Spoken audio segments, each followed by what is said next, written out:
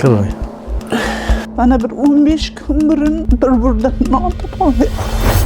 Chap ko'zlari olib tashaldi. Iringlab ketgan sahr nimasidan.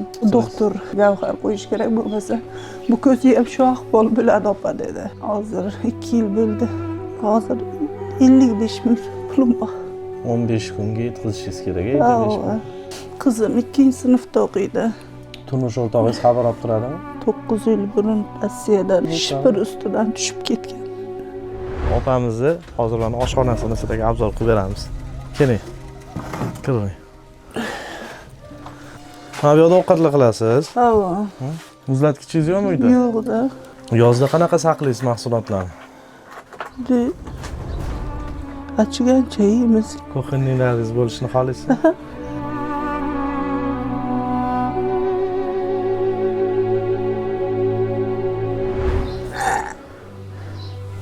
Ayni tish qo'ydirish ham sharoitim bo'lmagan.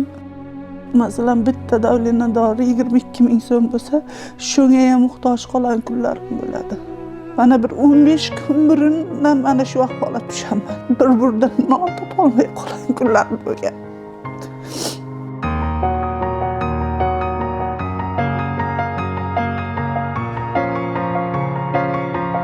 Xudodan kecha kunduz shuni so'rayman, shu onam yaxshi o'lib bir oyoq ustiga yursa bo'ldi, boshqa hech narsa kerak emas.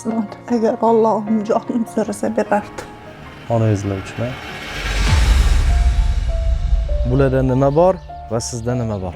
Agar biz e'tiborli bo'lsak, bulardan yordam qo'lini ayamasak, albatta yaxshi bo'ladi va bular bir umr sizlarni duo qiladi. Bu xonadonda 3 ta zaifa yashaydi, 3 ta ayol kishi.